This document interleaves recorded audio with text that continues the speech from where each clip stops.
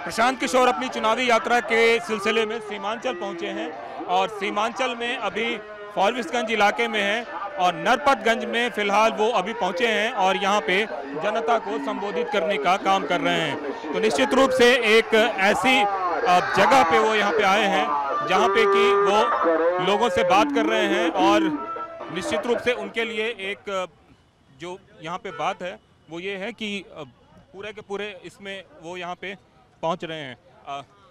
प्रशांत जी, सीमांचल में बधाई। यहाँ कोई अलग से नहीं है, पूरे बिहार में बदलाव का माहौल है। 60% से ज़्यादा लोग बदलाव चाहते हैं, वो किसी जाति किसी धर्म के हों किसी दल के हों, सब लोग बदलाव चाहता है। और यही चीज़ आपको यहाँ के सभाओं में लोग जो आ रहे हैं जनसुराज को देखने समझने, ये नया दल है। इसके बावजूद इतने लोग जो आ रहे हैं वो सिर्फ इसलिए आ रहे हैं क्योंकि लोग तंग आ गए हैं लालू नीतीश के 35 साल के राज से। पहले लोगों ने अपराधियों का जंगल राज देखा, अब अधिकारियों का जंगल राज देख रहे हैं। लोग भ्रष्टाचार से पीड़ित हैं, लोग के पास बच्चों के पास पढ़ाई नहीं है, रोजगार नहीं है। तो बिहार के पास अब एक नया विकल्प आ गया है जनसुराज का। लोग उस विकल्प के साथ जाना चाहते हैं। कोई फैक्टर नहीं हो, वैसी से हैदराबाद देखा ही नहीं जा रहा है, बेकार सीमांचल में आकर घूम रहे हैं। कोई आरोप लगा रहे हैं कि प्रशांत किशोर को कोई जान नहीं रहा है इलाके में। सबके बात का जवाब देना जरूरी नहीं। एक लास्ट सवाल पूछना चाहूंगा, वोटर को लेकर एक कंफ्यूजन है, आपके जो 2 वोटर लिस्ट में नाम है। मैं 2019 से अपने गांव कोनार करघर विधानसभा क्षेत्र का वोटर हूं। बीच में 2 साल मैं कलकत्ता में था तो वहां पर वोटर था। और अभी मेरे पास जो इलेक्शन आईडी है वो 2024 से करघर विधानसभा क्षेत्र का है। इलेक्शन कमीशन कह रहा है कि उन्होंने SIR किया है, एक्सटेंसिव रिवीजन एक्सरसाइज किया है। और एक्सरसाइज के बाद भी अभी अगर हमारा नाम 2 जगह है तो ये गलती इलेक्शन कमीशन की है। हम तो करघर विधानसभा के वोटर हैं, वहीं पर हमारा वोट आईडी है। सियासी आरोप है? अरे आरोप क्या है भाई, इसमें आरोप की क्या बात है। हमारा वोटर आईडी जो इलेक्शन कमीशन ने बनाकर दिया है वो करघर विधानसभा का क्षेत्र का है, कोनार का है, उसको जाकर देख लीजिए। आखिरी सवाल, कितनी सीटें उम्मीद करते हैं सीमांचल से? चलिए, तो ये थे प्रशांत किशोर जिनका साफ कहना था कि इलेक्शन कमीशन की जिम्मेवारी है कि वो अगर इस तरह के कुछ है तो उसको रेक्टिफाई करें। कैमरामैन राजू के साथ कुमार कुंदन, TV9 भारतवर्ष, फॉरबिसगंज। हमारे साथ जनसुराज के प्रत्याशी इस वक्त मौजूद हैं। सर, एक बात बताएं कि इस बार जो व्यवस्था है चुनाव में, एक नई पार्टी से आपने दामन थामा है, किस तरीके से जनता से सपोर्ट वगैरह मिल रहा है आपको? आपके चैनल को धन्यवाद। सीमांचल का मैं बेटा हूँ। सीमांचल के लोग पहले से ही एतबार करते हैं। जनसुराज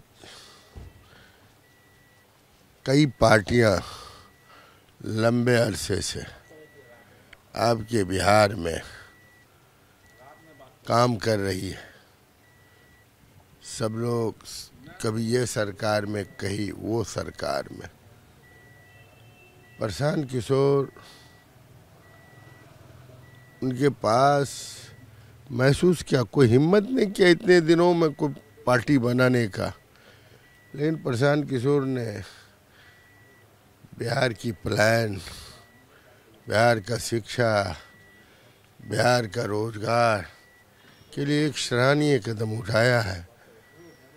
और रीजन और विजन सब उनके पास है।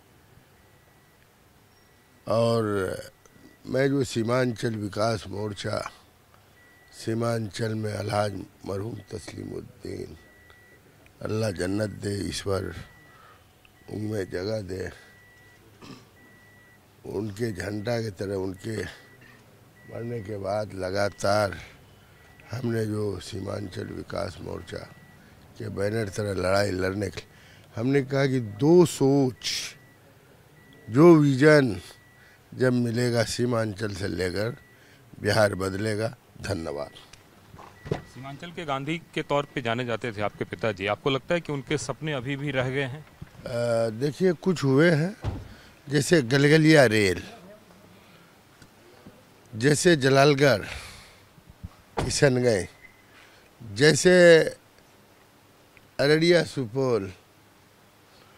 एक सपना पूरा हुआ, इन कम वक्तों ने नाम भी नहीं लिया।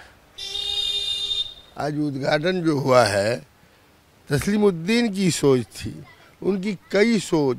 अब जैसे NH आई, जब हमने उपचुनाव में गए, 1800 करोड़ रुपया, 95 किलोमीटर अररिया गलगलिया, कुछ करीब करीब कुछ हुए, कुछ बाकी है। जैसे उसका सपना था रेल, मैं जब एमपी बन के गया कम समय में पैसा दिलाया।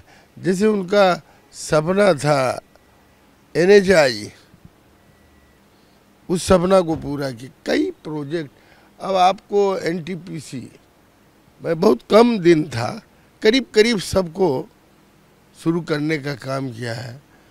और सीमांचल का इलाके के तमाम लोग सबको मैं आपके चैनल के माध्यम से ये ताकत, सब पार्टी तो हमको बर्बाद करना चाहिए, यूज ऑफ पेपर, लेकिन मैं सीमांचल की जनता को मैं सलाम करता हूँ, नमन करता हूँ। जय सीमांचल, जय बिहार। एक आखिरी सवाल, सिर्फ यहाँ के स्थानीय विधायक के बारे में क्या कहना चाहेंगे? आपको लगता है कि उन्होंने कुछ किया है? देखिए, वो तो जनता से पूछ लीजिए, मैं क्या कहूँगा। मैं अपनी बात करता हूँ, किसी की बात नहीं करता हूँ, मैं अपनी बात करता हूँ। आपको लगता है कि उस तरह का विकास नहीं हुआ है जिसकी वजह से आपको मैदान में आने की जरूरत पड़ी है? देखिए, विकास जो किया था मरहूम तस्लीमुद्दीन, उसके बाद उसका सियासी वारिस सरफराज ने किया किसी इलाके में। जब मैं MP बना, 22,000 किलोमीटर अररिया जिला को रोड दिया, ग्रामीण रोड दिया, PW, करीब करीब आपको 200 तो भारत सरकार का, करीब करीब आप कहिए कि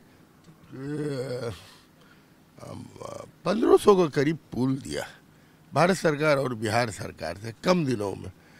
काम जिसके पास विजन डिजन है वो करेगा। सरकार से बड़ा जनता होती है, मैं आज भी बोलता हूँ।